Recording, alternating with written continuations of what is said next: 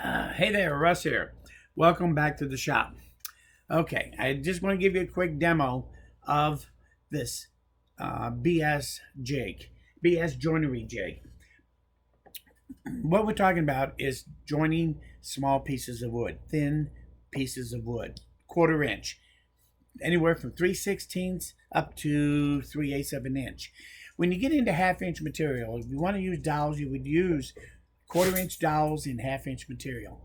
If you're going to do 3/4 inch material, you probably would use a 3/8 dowel and inch and a half long.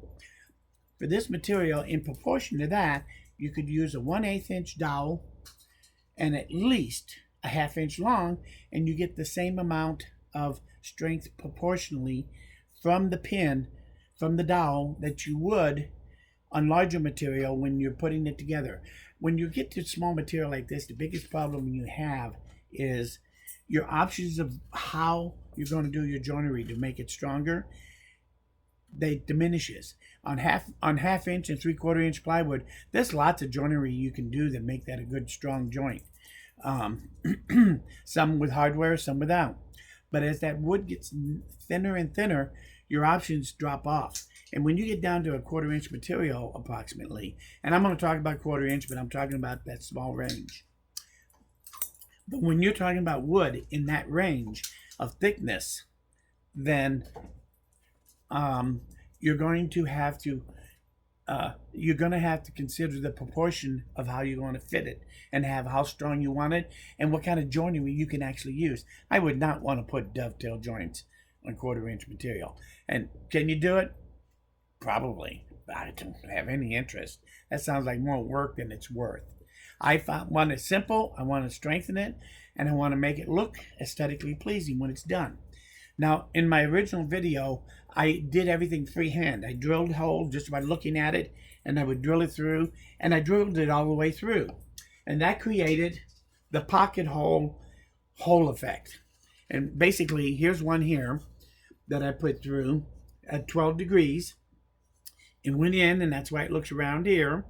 But when it comes out to that oval shape, very distinct to pocket hole joinery. But the problem is that when you're freehanding and you come out, they never line up. Even no matter how hard you try to line up here, you can get that done maybe. So aesthetically, you can't really get it to come out even and all that. So I decided the jig would help me to make a nice, consistent, strong enough pin to add strength to my piece. So proportionally, this will give you you can put up to a 1 inch long pin in this joint if you want to and be able to get some strength. Now, again, I think that if you had a pin that goes into here, as long as it's at least 5/8 of an inch long, that's more than enough to give you the strength you're looking for. And this jig will really give you the capacity to do probably up to an inch, inch and a quarter worth of drill hole length of your pin if you want to increase the length of it for some reason. Now remember, the longer you make it, the harder it will be to fit into your wood by how thin. In other words, the thinner the wood is, the more likely that bit's going to come out somewhere on one side of the wood or the other. And the deeper you go in at that 12 degrees, the more likely it'll come out one side or the other. So you have to, your length of your drill, how deep it goes, is going to be dictated to stay in between the inside and the outside of this piece of wood. And you'll see what I'm talking about as we do the drilling. So if I take, this is a good example right here, where I put these two pins in right here. And if you look on the inside and on the outside, you do not see any damage, any way that you can tell that there's a pin in there. The only way you know there's a pin is right here. And these are lined up perfectly so that aesthetically, if I put 3 in here, like in here, I'm putting 3. I drilled those already. There's no pins in there, but they're drilled nice and straight and equal because of using the jig. And that's what that's what the jig does, is it gives you that balance and that symmetrical look that you would want when you do this, rather than having them all staggered all over the place. Now, three things can happen when you drill that hole. When you drill it in, it can come out perfect. Where like this first example, it goes in, you can't see it in here, you can't see it out here. That one was perfect. This pin, when I drilled it, it blew out to the inside. You can see the pin right there. When I move it, it actually came out. Instead of going through at an angle, it caught the edge and came out to the inside, and it blew out the inside of the wood on the side piece.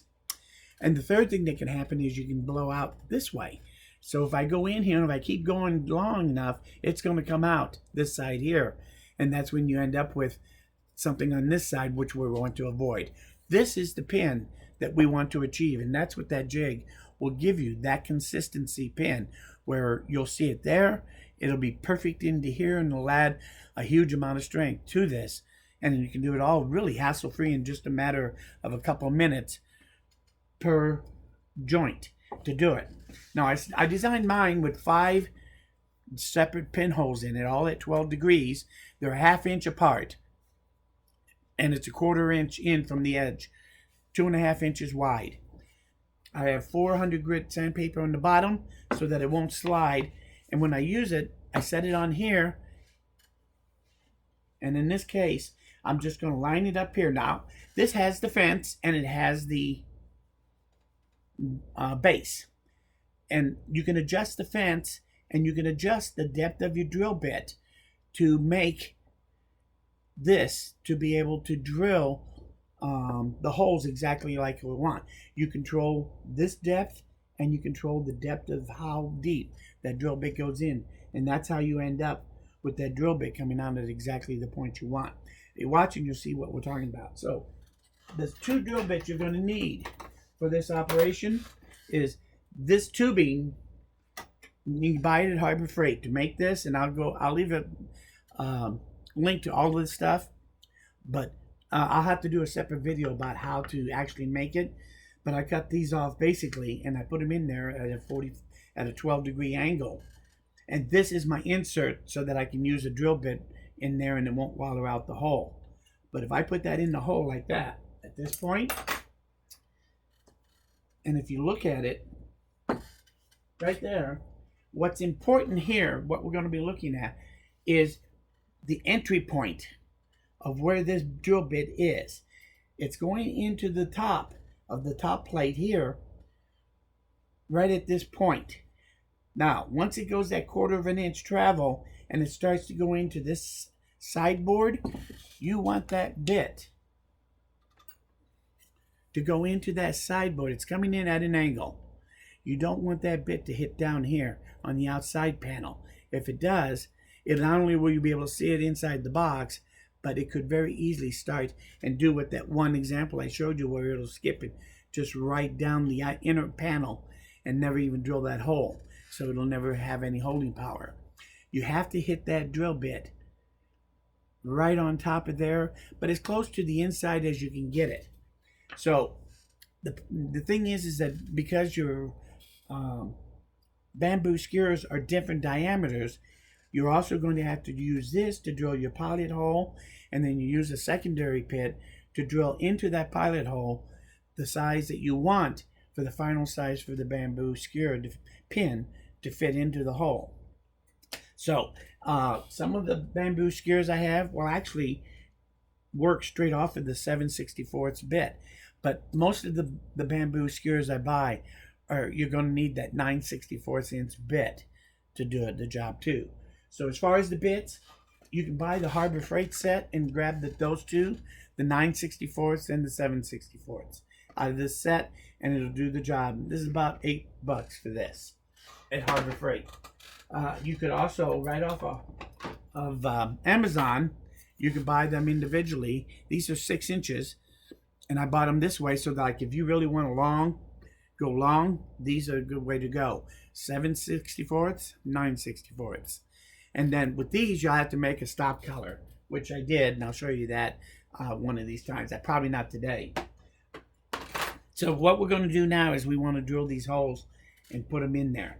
So this angle right here is going to hit the top of that, but the problem is it looks like it's going to come out the edge, before, because we're not even bottomed out on that drill bit, and it's already contacting the outside edge. So that's the other adjustment we have to make. Now that we have this set, this is set to make sure that the starting point of this drill bit, when it goes into this top plate here, well, you can't see this at all, can you? When that goes into that top plate there, once it starts to go into that side plate right there, you want it to be fully in contact to the top edge of that board. You don't want it to be in the void area of this corner or it'll blow it out. So this is good for the fence setup. Now to set the other so it doesn't go out the outside is where we set the depth of this. So now the depth is going to have to be set. To do that is it's really pretty easy too. In fact, the easiest way to set the fence, I find, quite frankly, is you just take a piece of the same material. I take my jig and I have my fence loose and I want this to go on there. I take that material and I hold it in there until I see just the very tip of those holes. And what I'm talking about is that piece of material thickness. And if you look, you can just barely see the top of those holes, like the sunshine peeking over the horizon, just as it starts to come up at sunrise. Just the top of that hole. That's what you want, that thickness. So that tells me my fence is now set. Now, I have this thing designed to set to this 1/4 inch. These are all flush when this is set perfect. So I can usually set this without even using this, if I know I'm using 1/4 inch material. If I go to 3/16 inch material, you take a look at that. I have way too much of that hole showing. I would have to adjust this fence further in till just the very edge of that is showing on this 3/16 inch material. Then the fence would be set to a box made out of the 3/16 inch material. You still have to set the depth of the drill bit, and the way you do that is you take your drill bit, you put it in your jig, and you bring it down. And remember, this surface right here, the fence, that is the outside of this box. So if this bit touches that fence, it's coming out of that side.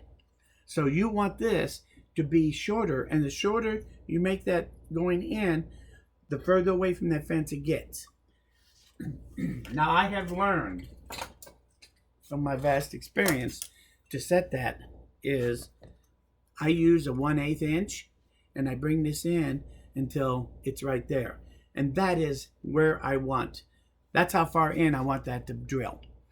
So at this point, all I have to do is I measure right here, and that measures 5/8 of an inch in between here. So that's what I want to do, is put a 5/8 of an inch spacer on here. I do have some spacers, and I just so happen to have a 5/8 inch spacer, which is really just a piece of 3/4 inch dowel with a hole drilled in it. I put a set screw there so that I can take and actually just kind of snug this down just ever so slightly so that it won't fall off there. And now this is ready to use. And when I put that in here, and when I bottom out, you can see that that gap in between the tip and there is pretty close to that right there. So I'm just a very tight 1/8 of an inch gap. That way it will not come out the side. So this is now set and ready. I can now drill my holes. So let's drill some holes real quick so you can see how this works. Now, because of my spacing of my different holes here for my drill, I can set this in place, and I'm ready to set it up. And I'm going to set it up so that this first hole is a 1/4 inch. I'm just going to flush it. So that makes this hole a 1/4 inch in from this edge. So let's take, and the way I clamp this on here is I just put 2 simple clamps on there. One right on this part to hold it this way, and then I take a second clamp and I put it on this way. And that, okay, let's do this. Piece of sandpaper goes right there.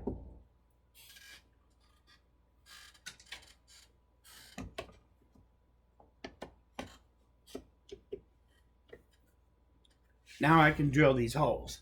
So now I can take my drill and my drill bit, and we can drill these 3 holes. I'm going to drill one here, one there, and one there. And they should, you know what? Let me take a quick look here. Yeah, there's the 3 holes I drilled. When I get done, it'll look identical to this. So, let me lock this down. And I think I'll put that on this way instead.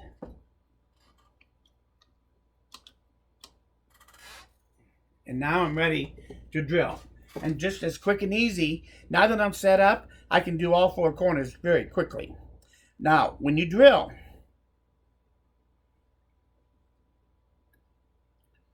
you got to clean the debris. I go in 1/16 of an inch. Before you reach that secondary board, that sideboard, you want to pull it out and clean all your debris out. You want that tip to be clear when it goes from the one top board and into the next one. You don't want any buildup of debris, of shavings.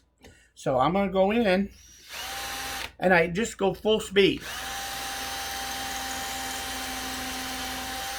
And I let the chips fall out.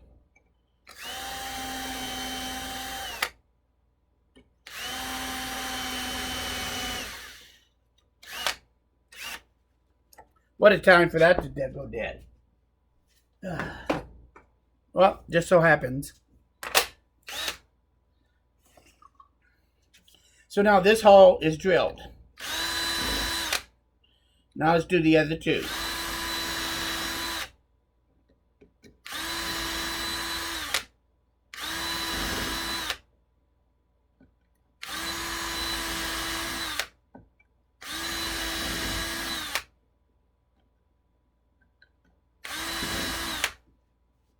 And just like that,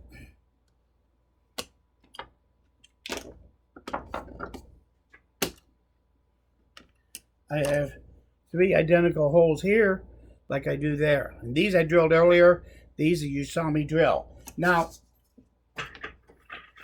as we talked about, the bamboos are all different sizes. The bamboo I'm using here today, I cut into BS pins, I call them. They're 1 inch long. And they're made from a little bit bigger bamboo than the size drill bit that is my normal pilot hole. So I have to actually enlarge that hole. That is why I have the second drill bit. So, how far do we want to go? Well, if we take the first drill bit and put it in the jig, we want to drill that hole with the new drill bit that distance right there. So if I do a quick measurement on that, 5/8 of an inch is what I want. So that means that my other drill bit, I have a second one here that's the right length. So when I use this drill bit and I put that on there, the amount of space I have here is controlled to whatever depth I want to set it. There it is. This is what I was looking for. And if I set this to 5/8 of an inch, like so, and then tighten it down,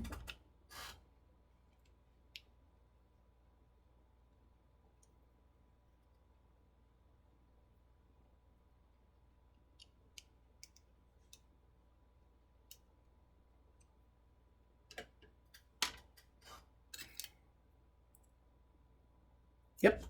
So now it's set to 5/8 of an inch. I'm just going to enlarge these holes. Now, word of caution here. If you're going to get blowout over on either side, this is when it could happen. So in order to help prevent that, I take one of these clamps and I pinch it right where in line over that, and that will help support that from blowing out so much. And I'll move it to the next hole and the next hole as I drill these. I will let the drill do the drilling. All I do is hold the angle. I go full speed on the speed, and I just kind of feel it. Again, clean the hole as you go. Don't just ram it in one throw. It'll go a lot easier because you've got that pre-drill hole. As long as you let it follow, you'll be fine. So now I have it like this. You know what? One thing we should do is, let's stabilize it. There, much better. So now we're going to drill the secondary hole.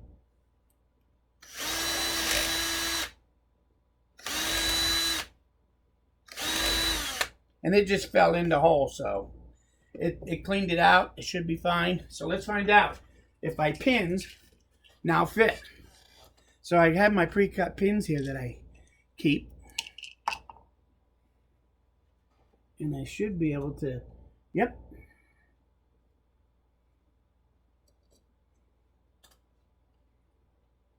And they're going in about that far. And that's more than enough to give you extra strength on that joint.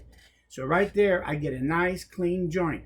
Put some glue on this, shove them down into the hole till they touch bottom. When they dry, clean them up, shave it and sand it down, and you'll have a very strong butt joint on 1/4 inch material. And it's easy to do. And when you get done,